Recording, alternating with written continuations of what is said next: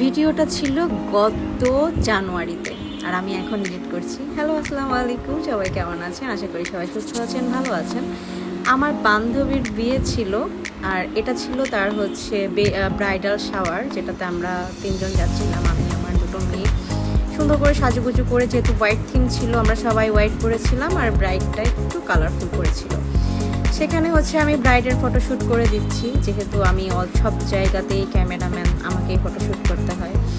অনেক ছাদের মধ্যে অনেক গ্যাদারিং ছিল, জামা কাপড় ছিল, কিন্তু তারপরেও আমি ঘুরে ঘুরে ব্রাইডকে যতটা সুন্দর করে ক্যাপচার করা যায় সেটার চেষ্টাই করছিলাম। সবাই মিলে হোয়াইট করে কি সুন্দর লাগছিল, তাই না? যদি আরও বেশি সবাই এক জায়গায় হতে পারতাম, যেহেতু অনেকেই আসতে পারেনি, সবাই একসাথে হলে হয়তো বা আরও বেশি বেটার হতো ব্যাপারটা।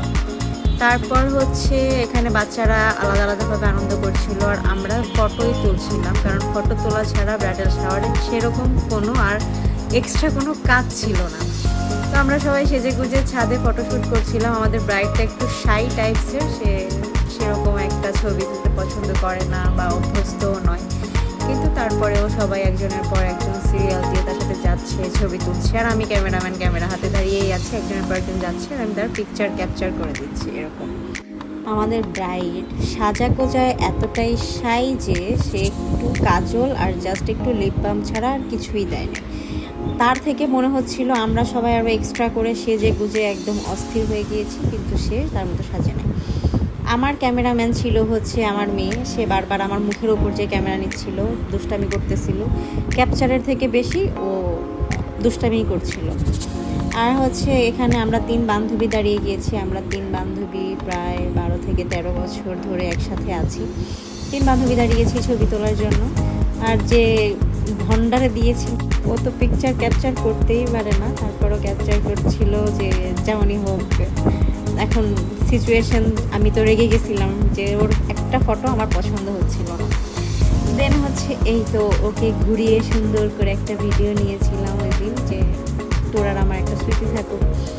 আর ব্রাইডের ছবি আমার মনে হয় মন ভরতেছিলই না, আমি ওর ছবি এভাবে বসায় দাঁড় করায় যেভাবে ইচ্ছা সেভাবে তুলে তুলে। আমাদের নিচে যাওয়ার সময় হয়েছে, সবাই নিচে চলে এসে এখানে একটা কেক আনা হয়েছিল, কেকটা কাটলাম।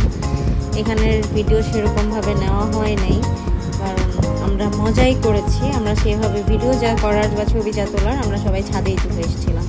এখানে আর সেরকম করে কোনো কিছু ক্যাপচার করা হয়নি, জাস্ট একটা কেক এনে সুন্দর করে কেকটা কাটা হয়েছে রুমের মধ্যে। দেন আমরা নাস্তা করলাম, যেখানে নুডলস ছিল, সমোসা ছিল, কোল্ড ড্রিঙ্কস ছিল। সবাই খেতে খেতে গল্প করতে করতে এক পর্যায়ে আমাদের সবার বাসায় চলে আসার সময় হয়ে গেছে। টাটা।